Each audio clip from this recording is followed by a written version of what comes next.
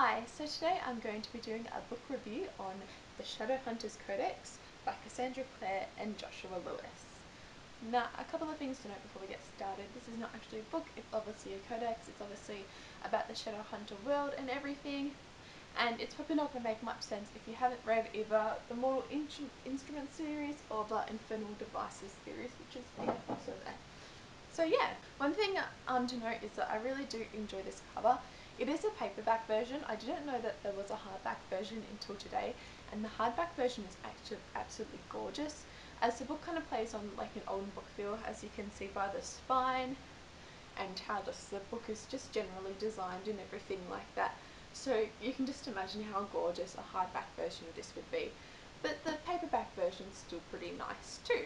You have some beautiful artwork present in here, some artwork like this that is present at the start of the chapters, and like this, and you've also got some doodles in here by Clary, for example, these, which are just really nice to look at, and I really like that. It shows you different runes and everything, and gives you history to the Shadowhunter world, and about all the demons and vampires and werewolves and fairies and all that. It also gives you information to Jonathan Shadowhunter, who was the first Shadowhunter, and how his story come about. What I really liked about this book is also the sass present in this book. Now, the Codex has got some sass in it too, for example, in the explanatory of demons and what type of demons there are. There is one that just says face melter, that's a demon, that's what it is, and it says self-explanatory as you know what it does and everything, and I just thought that was really funny.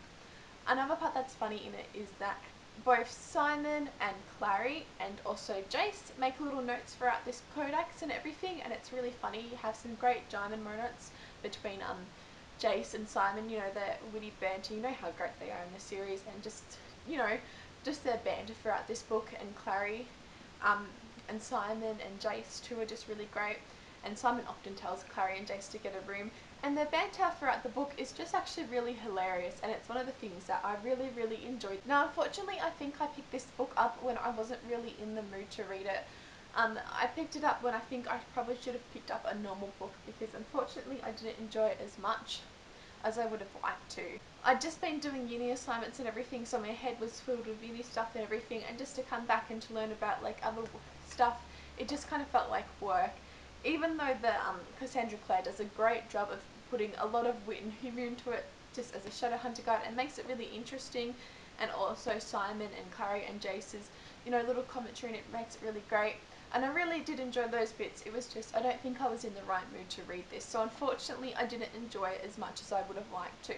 Though I will be rereading it again when I'm in the right mind. But yeah, I just think it's important to note, I think that you have to be in the right mind to really fully enjoy this book. Another thing that I love that is that in the end of this book, they have a beautiful, I guess it's a drawing? Yeah, a drawing of the Infernal Devices characters, and on this side it's going to be a bit awkward to show, of the Mortal Instruments characters. I just thought that was really nice, and I wish they actually came out so I could put them on my wall, but yeah.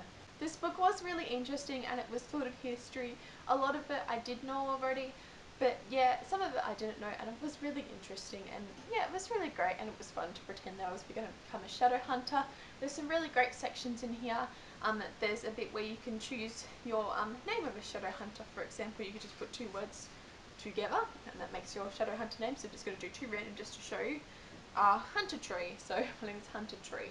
But yeah, there's plenty of those words, and that's fun just to, you know, have a look at and everything. So yeah, I think this is a really fun book. I think that any hardcore fan, or just any mediocre fan too, would get something out of this book.